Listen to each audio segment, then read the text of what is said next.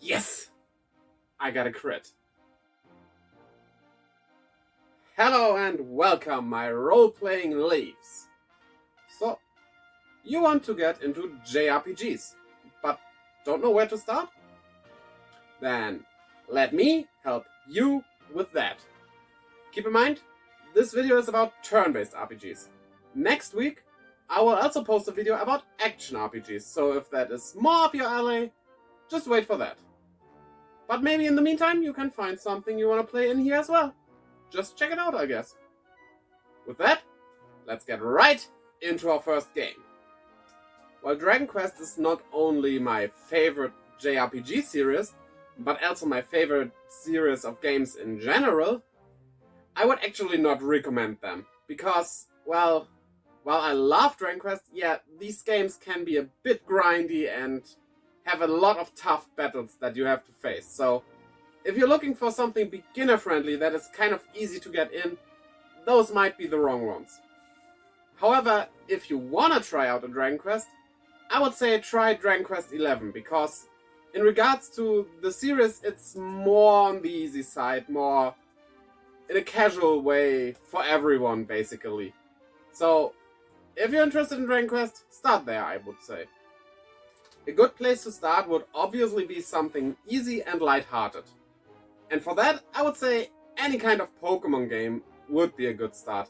Be it Red, Blue, or maybe the newest ones, Sword and Shield, or, as they are out now, Brilliant Diamond and Shining Pearl. Of course, you need a Switch for that, but that's the thing. You always need the corresponding console to play the games, obviously. The Pokemon games teach the basics of RPGs in a very easy and fun way. And especially if you want to learn about how elements can interact with each other, like something is strong against fire but weak against water, stuff like that. Pokemon is a very good go-to for those types of games. So, if you're not that into Pokemon, I have some more recommendations, obviously, because else this video would be very short. In that case, if Pokemon is not the thing for you, why not try Chrono Trigger? If you want to see it a bit more in-depth, I will recommend watching my playthrough on Twitch. Link is in the description below. Check it out. But of course, I just won't let you stay with that like this. I'm gonna talk about Chrono Trigger here a bit more as well. It is a very popular RPG and a well-known one. But it is also not that hard if you don't do the extra stuff. Because there are some hard enemies in it, of course, but those are optional. There's no problem if you just play through it casually. What it also teaches you is how side quests in these games work. Because most RPG have some kind of side quest somewhere. Of course you would have to find them. Nowadays you mainly get lists of what you might be able to do, sometimes with just question marks, but you know there is something. In Chrono Trigger you have to find that out yourself, but it's not that bad. You can find at least some of those side quests. And if you have finished it and don't like it that much, well, it's only about 30 hours long, so you haven't wasted too much time. That's a plus as well, if you come out of it not liking it, I would say. If you have a Dreamcast or GameCube lying around somewhere, why not give Skies of Arcadia a try? Well, there, or if Sega finally decides to port it to the Switch or other newer consoles, maybe even a remake, people really want that. I want that as well. In Skies of Arcadia, you explore a very different world because everything takes place in the sky. There are floating islands around everywhere and there's basically no ground down there. You have to fly around to every city and explore a vast world that is, for its time, pretty big actually. Exploration is key in this game as there's much to find. And the game, of course, is not all that hard in regards to the battles. So you should be fine just flying right through it. Yes, that was a pun. Please laugh. So if exploration is something you seek, then this game about some sky pirates rescuing the world from evil, because that's what you always do, no matter if you're a sky pirate or a hero or just some dude from some village, this might be the game for you. At least to start the RPG journey. Now, this one is kind of hated, but it does what it was supposed to do very well. I'm talking about Final Fantasy Mystic Quest. The story behind that is that basically Japan thought RPGs are too hard for Americans because Americans are dumb. Their words, not mine. So they created this game to have an easy to get around RPG that might get people into RPGs to sell the more, well, good RPGs. Like Final Fantasy IV, which was 2, I think, in America at that time, at least. It's a whole mess. 6 was 3 but 7 was still 7. It's strange. Look it up if you're confused. This game does not have that much of a story to tell, but as it is pretty easy to get into, it teaches you the mechanics of RPGs in a good way. So even if the game is not all that good, if you want to get into the mechanics of RPGs, this might just be the best game you could choose. Honestly. With all its demerits and stuff like that, it still has somewhere to fit in. So maybe just give it a try. Maybe you might even like it after all. I thought it wasn't that bad. It was enjoyable, at least. And hey, a bit of lighthearted enjoyment is not all that bad, right? Now let's talk about classes. A lot of Dragon Quests and Final Fantasies and other RPGs as well do have a class system of some kind. But as I said, Dragon Quest and Final Fantasy as well are a bit hard to get into. Of course you could start with those and enjoy them, but we're looking for easier ones here. And for that, I have a specific game in mind for which you sadly would need an Xbox 360 because it was never released somewhere else. With character designs by Akira Toriyama, famous for creating Dragon Ball, the game is called Blue Dragon.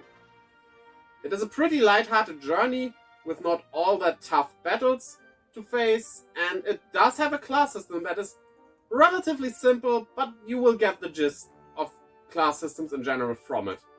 Of course, you have to get the finer aspects of each game by playing that specific game, but having the basics down is one step forward, right? And Blue Dragon is perfect for that, when it comes to classes at least. One tip for that game though, collect nothing. And I mean that literally. It's basically, if it says you found nothing, you actually found nothing, which you can later exchange for items. Which is really funny. I love that. So, if it says you found nothing, you actually found something, which is nothing. I can't make that sound any more plausible. Experience it, is all I'm saying. But what if you don't have an Xbox? Then, maybe try out Bravely Default 2, which you can get on PC and Nintendo Switch. The class system in that one is a bit more complicated, but you don't have to dive into all that complicated stuff to just casually play through it. Just use classes you like and explore a bit what you can do with them. There's stuff that's really complicated to pull off by combining specific classes, but for just a run through without the optional super bosses, you really don't need to do that.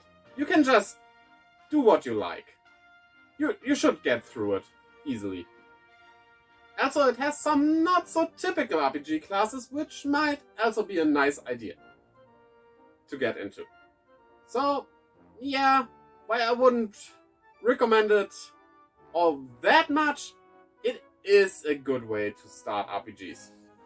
even though there are some better ones. But if you're interested in class systems, go for this or Blue Dragon, I would say. Also, you do not have to play Bravely Default 1 or Bravely 2nd, which was the second one, while Bravely Default 2 was the third one. Yeah, sometimes I don't know what they are drinking or smoking when they do stuff like this. Because Bravely Default's not Bravely Default 2nd. See? I fell into that trap right away. No, Bravely Default 2 is its own thing and not really connected to the other games.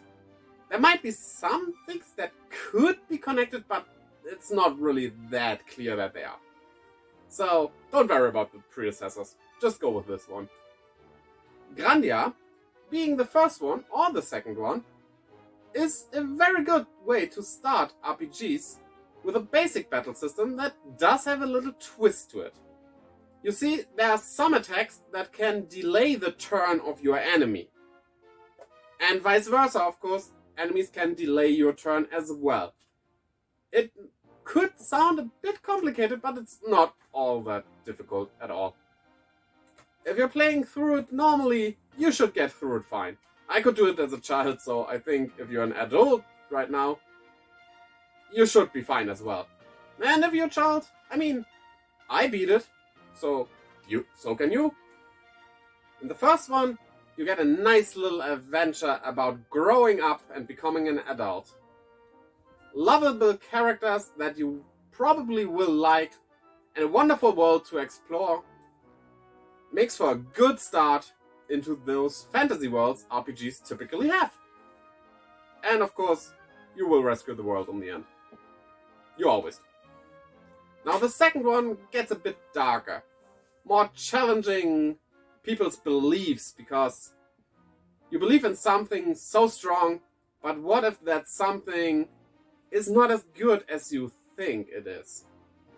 It's a bit of a darker term, but has some light-hearted humor in it as well. And, well, I really enjoyed it. And I think so will you as well. And lastly, a GBA game that will definitely also need to have a port, at least, to the modern systems as well. Golden Sun. I recommend starting with the first one. Again, you get a world with much to explore. But if you just play casually through it, you won't have that much of a hard time as well. What it really does well is teaching you how puzzles in RPGs work. Like, you're in a dungeon but you have to open a door. Think like maybe Zelda, you do that all the time there as well, but in a turn-based RPG. And you use your attacks that you can use in the battle as well on the outside to solve those puzzles. Like, you can grab something from a distance, you can push something, stuff like that. And the graphics are really wonderful for that time. It's a really good looking game, and I really recommend it, even if you are not a beginner of RPGs. What you learn in these games will definitely come in handy. So, what do you think? Found something you like? Tell me in the comments below what you are going to try out of all of these games. I'm really eager to hear that. Now let's have a look at the Team C's counter, which right now is at 14,454,236 pounds of trash that are gonna be removed from the ocean. That's not quite the goal we have in mind, but it is still a lot. So we do have ways to go, but we did good already. Every pound counts, so do what you can. With that, roll your dice over the like button if you enjoyed this video. And critical hit that subscribe button and the little bell to keep updated with whenever I upload a new video.